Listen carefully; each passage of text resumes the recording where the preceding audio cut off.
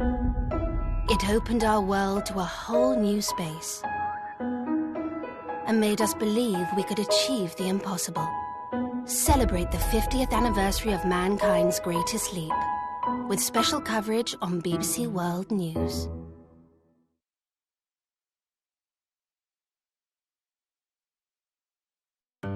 They say traitor. We say divisive, unpopular, controversial, defiant. They report what she did. We're on to why she did it. They get caught up in the story. We see the big picture. When they rush to conclusions, we rush to the scene.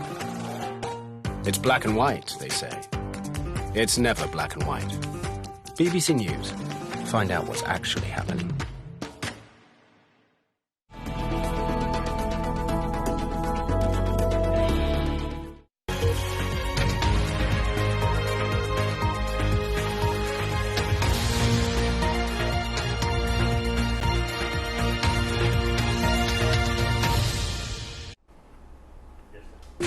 You're watching GMT on BBC World News. Our top stories. President Trump is accused of racism after telling a group of ethnic minority politicians to go back to where they came from.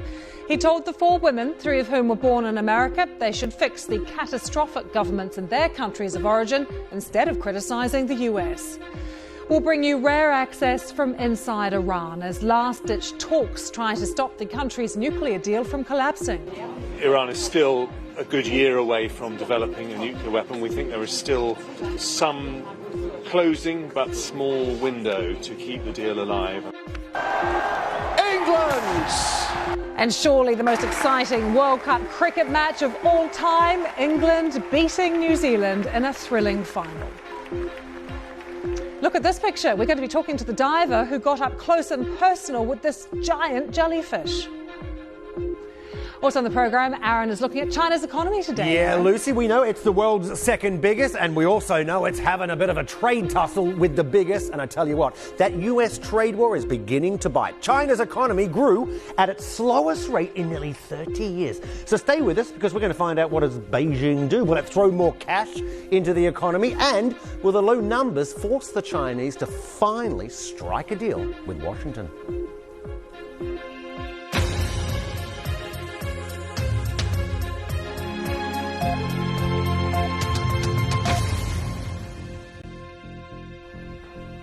Hello, welcome to GMT. I'm Lucy Hockings.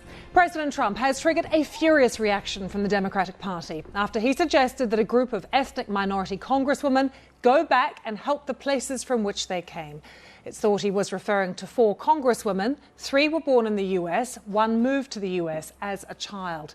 Let's show you what he said, describing countries with catastrophic governments, accusing the representatives of telling the American people their government and how it should be run, before concluding, why don't they go back and help fix the totally broken and crime-infested places from which they come? Well, I'm joined here in the studio by Greg Swenson from Republicans Abroad.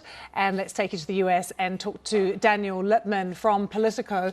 Daniel, can we start with you, just with how these tweets have been received and whether they are broadly being seen as racist? They're not being received well at all. Many Republicans are loath to defend this because it smacks of apparent racism. And for example, the New York Times, they reached out to 6 campaign and White House spokesmen of Trump yesterday to try to get a response, and no one wanted to touch it. And even Trump's border protection